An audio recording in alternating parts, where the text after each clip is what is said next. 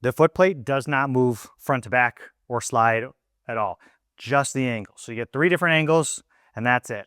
However, I find that's more than adequate to actually use because rather than the footboard sliding in and out, all you do is just change where your foot position is, higher or lower on the platform. So you can go a little bit higher if you want it farther away. Like this one, my knees are almost completely locked out, which is a little bit too high for me.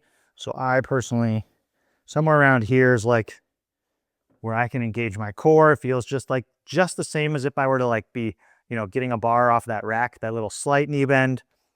And that's good enough for me. And I'm 6'2", so I imagine taller people could, walk up the pad a little more if they want. So I think there's plenty of room for users of different heights.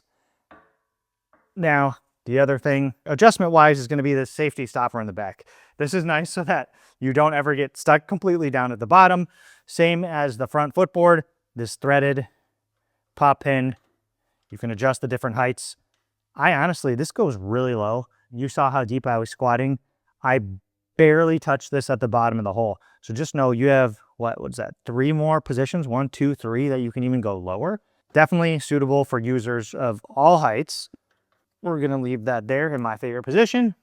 Now, in order to kind of counterbalance this whole thing, to make sure you don't get stuck, they have these springs that they have a little cover for, which I actually think I can pick up here. There's just some springs, which is like a counterbalance or like a counter load to the actual pendulum. So it's a little bit of an assistive measure to basically not have your entire weight kind of be like a one-sided seesaw over here and you never be able to get up. So that's what those springs are for. The actual like construction and weight of everything, the steel itself, I'm not sure of the gauge, but it's definitely thick enough to feel safe and supportive. I will say though, this machine in general has like a higher center of gravity.